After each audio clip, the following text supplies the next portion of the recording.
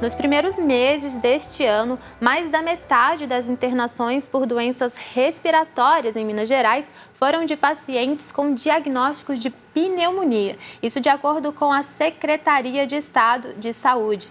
Além disso, também neste ano, um surto de síndromes gripais e respiratórias fez com que o governo do estado do Amapá decretasse situação de emergência e saúde pública.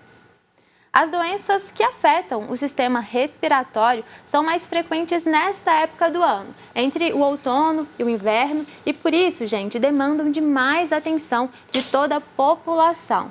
Então vamos entender o que são essas doenças? Quem está aqui com a gente hoje é a pneumologista a doutora Michele Andreatta. Michele, queria que você começasse explicando para a gente o que são as doenças do sistema respiratório. Bom, as doenças do aparelho respiratório, elas são doenças principalmente trazidas pela inalação de alguma coisa. Então, existem doenças que são agudas e existem doenças que são crônicas. Nas doenças mais agudas, vamos começar sempre de cima para baixo, para ter uma sequência. Então, pensando nas doenças agudas, eu tenho a sinusite, que é muito comum, acho que quase todo mundo já teve uma sinusite ou conviveu com alguém que teve. Existem as laringites, faringites, amigdalites, todas as ites, que podem ou não ser infecciosas, né? E podem ser infecções bacterianas, virais, existem fungos, existem outras que são menos comuns. E do aparelho inferior, a principal é a pneumonia. Tá aí o dado que você acabou de falar com a gente, né?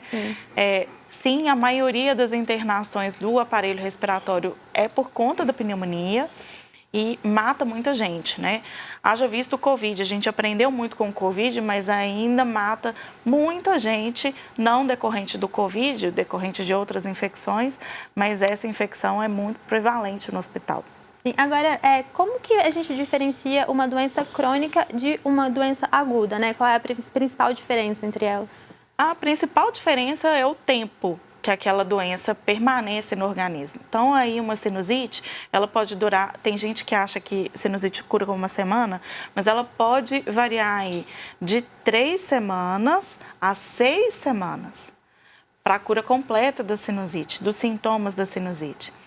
Já a rinite, que é uma doença crônica também aqui do aparelho superior, ela é uma doença que pode piorar e melhorar, piorar e melhorar. Então, quando que piora? Quando eu tenho contato com os alérgenos, né? Poeira, perfume, cada um tem um desencadeante. E aí o nariz começa a coçar e começa aquela aguinha que nunca para. Essa doença, ela vai o ano inteiro, só que ela hora melhora, hora piora, hora melhora, hora piora. Não tem muito um ciclo, e aí ela pode perdurar o ano inteiro. Agora, vamos pensar numa pneumonia? A pneumonia, ela dura aí 7 dias, 7, 10, às vezes 14 dias, né? Então, o período é o mandatório dessas doenças. Então, as pessoas podem prestar atenção nisso, assim, né? Nesses sintomas, para conseguir diferenciar uma da outra. Sim. Entendi. Agora, você começou a citar para a gente também as principais doenças agudas e as principais doenças crônicas. Michele, quais são as doenças que se destacam mais, assim, nas duas classificações? Eu acho que do aparelho respiratório seria asma e o DPLC. O DPLC é a doença pulmonar obstrutiva crônica, muito comum em quem fuma ou quem já fumou por muito tempo. Às vezes ela pode ser genética, mas é uma condição raríssima e pode ser exposto aqui em Minas, é muito comum a gente usar fogão a lenha, né? Então, é muito comum também, às vezes, a minha avó nunca fumou e teve DPLC, por conta muito de fogão a lenha, que é muito característico da nossa cultura. Sim.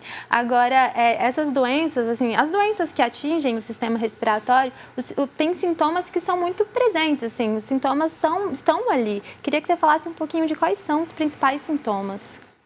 A doença aguda, a gente pode diferenciar ela que é infecciosa e não infecciosa. Então, eu posso ter um resfriado, que é uma doença aguda, e aí o resfriado não vai ter febre. Para uma doença infecciosa, aí necessariamente eu vou ter febre, seja viral ou seja bacteriana, tá? Já na doença crônica, é um sintoma que às vezes ele inicia numa doença aguda, como tosse, por exemplo. Então, Às vezes eu tenho uma sinusite e aí eu curso com tosse, porque tem um gotejamento de secreção na parte de trás aqui do nariz, cai ali na minha garganta e me dá vontade de tossir. E essa tosse começa a desencadear uma crise de asma, por exemplo, que é uma doença crônica, né? E aí essa tosse, ela pode se estender por mais de 2 meses. Entendi. Então, o sintoma, às vezes, ele é mais específico na doença aguda e mais contínuo na doença crônica. Uhum. E as pessoas podem se confundir, né? Eu imagino que o que mais te perguntam é, Michele, como diferenciar? Demais. Porque é difícil, né? Por exemplo, eu penso muito na época que a gente estava convivendo, assim, um período mais forte da pandemia. Às vezes eu ouvi uma pessoa falando assim, tô com alguns sintomas aqui, mas não é nada não, é uma alergia. Aí fazia o teste, era COVID. E o contrário também, às vezes desesperava, achando que era COVID, e quando ia ver, era uma alergia, né? Tem alguma dica, Michele, pra gente poder não ficar sofrendo com antecedência? Olha, a dica é sempre basear no que você tem de percepção do seu corpo, né? A gente sabe quando a gente não está bem, mas essa confusão ocorre até com a gente que é especialista. Eu não sei nem quantos testes de Covid eu fiz durante a pandemia. Eu tenho um bebê em casa, então a gente fica muito preocupado, principalmente com os pequenos. Ele vacinou tem pouco tempo e graças a Deus agora a gente tem vacina, né? Mas isso confunde mesmo. Por isso que é importante procurar o médico, né? Quando deu aquela dúvida, tá na confusão, tem um fator de risco, procure o médico. A gente está ali para ajudar, às vezes pedir um exame nos auxilia, né? Muitas vezes, por exemplo, sinusite, a gente a vida toda teve como diagnóstico um diagnóstico clínico, que não precisa de exame. Só que com a Covid, com a confusão que ela trouxe, a gente passou a pedir o teste de Covid mesmo para sinusite. Então, hoje em dia, a gente tem esse tanto de doença nova, tá com dúvida? Vai no médico, faz exame, não tem problema nenhum. Eu acho que essa orientação ela é fundamental, procurar um profissional que vai saber te orientar, te falar o tratamento adequado também, né? Porque, assim, eu até pensei, vou perguntar para ela, qual que é a diferença de sinusite e rinite, asma e bronquite, mas... Não tem. Então, asma e bronquite é quase a mesma entidade. A diferença é que a bronquite é a inflamação do brônquio. Posso puxar aqui o brônquio? Para a gente ver o que é. Que aí eu vou no detalhe. O brônquio é isso, ó. Eu falo que é o cano de acesso do ar no pulmão. Então, eu tenho aqui um brônquio, vamos pegar um normal, né? E aí, na asma ou na bronquite, eu começo a tossir por um fator inflamatório.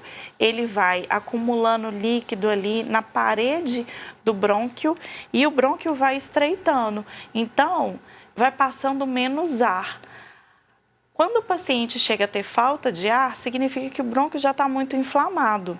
E às vezes a falta de ar, ela confunde, porque o paciente acha que está aqui e, na verdade, a primeira porta de entrada do ar é no nariz. Então, o nariz, quando fica obstruído, ele também dá falta de ar. Tá aí um bom motivo para procurar o médico, porque aí, num simples exame clínico, eu consigo escutar quando o brônquio está estreito desse jeito, faz aquele barulho de assovio. E aí, esse assovio eu consigo escutar com um exame clínico, colocando o estetoscópio nas costas. E a obstrução nasal eu consigo ver, então eu coloco uma lâmpada aqui no nariz, abro a abinha do nariz e eu consigo ver que o nariz está obstruído. E são medicamentos diferentes, tratamentos diferentes. Sim, eu estou pensando assim que são muitas doenças muitos problemas que podem acometer o sistema respiratório. E eu queria te perguntar assim, de que forma essas doenças elas podem afetar esse sistema respiratório, Michele? E também porque assim, eu fico pensando que às vezes você tem alguma doença, não trata ela completamente. O que isso pode causar também no sistema respiratório? Eu acho que o campeão disso é o asmático, porque o asmático ele cisma que tem cura. Tô curado da asma. Gente, asma não tem cura. Desculpa falar isso, mas na asma não tem cura. É uma doença crônica. Então, o que eu vejo? Muito comum no consultório. O paciente que chega mais grave é o paciente que tem uma asma leve. Por quê? Ele não sabe nem aonde passa, aonde está a bombinha, ele não lembra o nome da medicação que ele tem que usar, e aí ele entra em crise muito grave, porque ele chega nessa parte aqui que está muito inflamada, que o brônquio está muito apertado, estreito por inflamação, sem conseguir tratar, né? Então, aquele paciente, às vezes, que é um pouco mais grave, ele não faz uma crise tão grave, porque ele precisa usar o medicamento todos os dias. Senão, ele não consegue ir da casa dele na padaria, trocar uma roupa, tomar um banho. Então, ele é lembrado a todo tempo de usar o remédio. Esse paciente, normalmente, ele tem crises mais leves. Aqueles pacientes que têm crises mais graves é porque não sabe nem o nome do remédio. Não lembra como usa, não lembra o nome do remédio, não sabe dos efeitos colaterais, e é aí que está o perigo. Entendi. É muito importante ficar atento a tudo isso, procurar ajuda médica, fazer esse acompanhamento. E a gente conta também que cada um vai cuidar de si também, né, Michele? Agora sim, eu tenho uma pergunta, é para quem está assistindo o nosso programa. Você saberia me dizer o que causa esses problemas no sistema respiratório? A gente vai esclarecer isso, mas antes vamos ouvir a voz do povo. Nossa equipe foi às ruas de BH mais uma vez. Você sabe as principais causas das doenças respiratórias? Sim, imagino que alergias, né? Alguma condição climática também. Que são gerados pelo ambiente, né? Poluído. Poluição. Não. Fumo.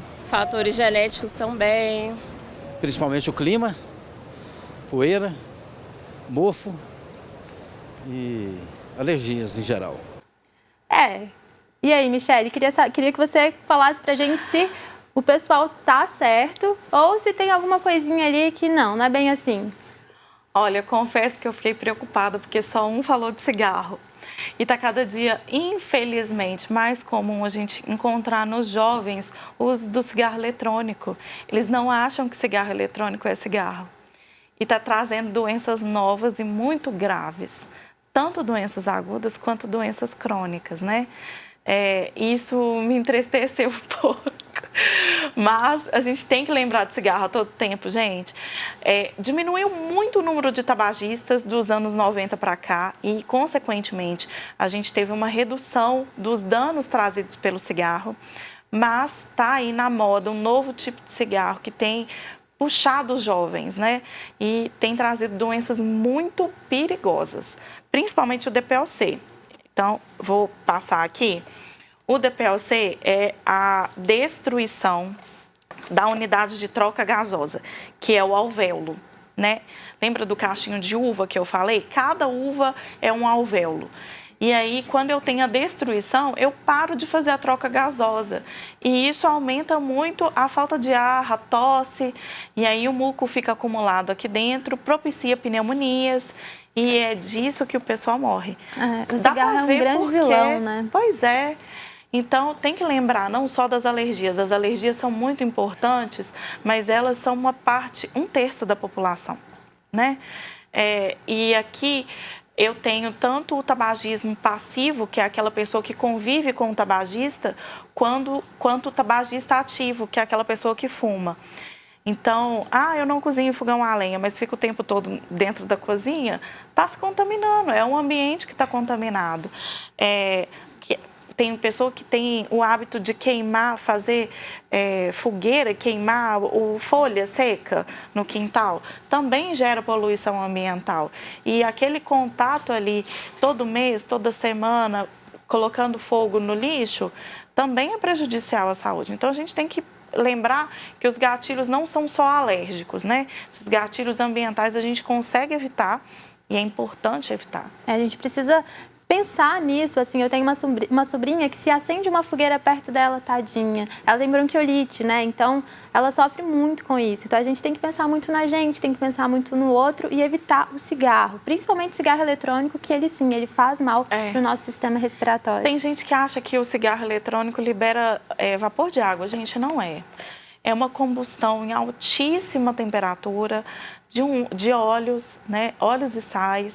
E a gente está mais do que provado, não só da relação que ela tem com o DPOC, com a asma, mas com infarto, com câncer, câncer de boca, câncer de laringe, câncer de esôfago, cânceres que até nem estão no sistema respiratório, né? Então, vale aí o alerta, principalmente para a população jovem. Vovô e vovó que está assistindo, viu lá que o menino tá... E o pior, esse cigarro eletrônico, ele não tem o cheiro característico do cigarro. Exatamente. Então, um cheiro atrativo, um cheiro gostoso, tem essência. Olha, tá mascarado, o vilão tá mascarado. Ficou alerta, viu, gente? Michele, tem grupo de risco para as doenças respiratórias? Assim, as pessoas mais idosas estão mais propícias? Tem um risco maior de desenvolver essas doenças? Como que é? Tem sim. Bom, aqueles pacientes que na família têm alérgicos já estão aí, tem um fator de risco para doenças como a asma, que são alérgicas, né? Mas eu tenho aí, por si só, o etarismo. Então, tanto as pessoas mais velhas quanto as crianças, elas são mais susceptíveis. As crianças, porque o sistema respiratório das crianças e o sistema imune, ele não está completamente maduro. E aí eu fico mais vulnerável. Você falou da bronquiolite, é muito comum, deixa eu colocar isso aqui. É muito comum na bronquiolite a gente ter o contato com o vírus sincicial respiratório, que é o principal causador da bronquiolite nas crianças. A gente ficou aí num período de reclusão de 3 anos, então teve uma janela de crianças aí, nesses 3 anos, que não tiveram contato com esse vírus. E esse ano a gente viu um boom, uma explosão de casos de bronquiolite, porque aquelas crianças que não foram expostas a esse vírus, principalmente em ambiente escolar, que é muito comum, uma criança vai passando para outra e aí a gente tinha mais ou menos uma média, né? Como a gente ficou 3 anos sem essa média, houve um acúmulo e aí muitas crianças que não tinham contato inicialmente com esse vírus tiveram o primeiro contato esse ano. Por isso, explodiram os casos de bronquiolite e as internações. E nos idosos, a gente tem fatores que colaboram com pneumonia. Então, muitos idosos têm DPOC, muitos idosos têm diabetes, muitos idosos estão imunossuprimidos por outras doenças e aí ficam mais vulneráveis às pneumonias. Sorte que a gente tem vacina para pneumonia e aí previne os casos graves. Não quer dizer que aquela pessoa nunca vai ter pneumonia, mas a pneumonia vai se tornar uma doença um pouco menos agressiva. E assim a gente diminui o risco de morte. E as vacinas são muito importantes, né, nesse processo. Fala um pouquinho sobre as vacinas. Quais vacinas já existem, que a gente precisa ficar atento? Anualmente a gente vacina principalmente as populações de risco, né? As crianças e os idosos e aqueles que têm doenças respiratórias da vacina contra a gripe, que ela é revista todos os anos e existem mais até de uma cepa na vacina. Então, a gente já aprendeu o que é cepa aí com a Covid e na nossa vacina tem pelo menos 4 cepas. Quem tiver a oportunidade de se vacinar, mesmo que não esteja nessa população de risco, é importante se vacinar, não só para prevenir em si aquela doença mais grave, mas para prevenir na pessoa que convive com você. E assim eu protejo a mim e ao outro. Existe também aquelas vacinas que são comuns ao calendário vacinal da criança, né? Então, é muito importante vacinar as crianças. A gente teve aí, recentemente, uma vacinação contra a meningite. E a aderência a essa vacinação foi baixíssima. Isso me deixa muito preocupada, porque as meningites podem trazer consequências muito graves. E o jeito de a transmissão dessa doença é por via respiratória, né? E para os idosos, a gente tem essa vacinação de pneumonia, tem aí, hoje já está amplamente difundida a vacinação contra a Covid bivalente, que é muito importante.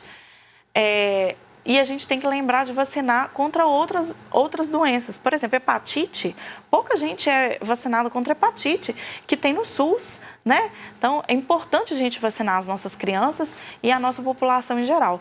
Olha o seu calendário, olha ali, tem dúvida da vacinação, corre ali no posto de saúde que as meninas te ajudam, né? O pessoal do posto de saúde está muito preparado para isso.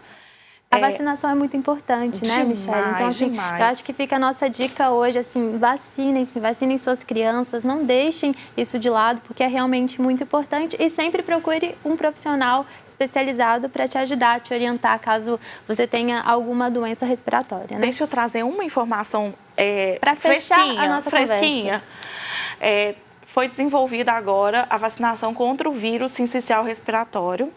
Ainda não chegou para vacinar a população em geral, mas vai ser muito em breve. Então, para a gente ter uma noção que agora a gente teve esse boom e a gente vai ver a mesma população que viu o boom de bronquiolite, vai ver a queda dessa doença.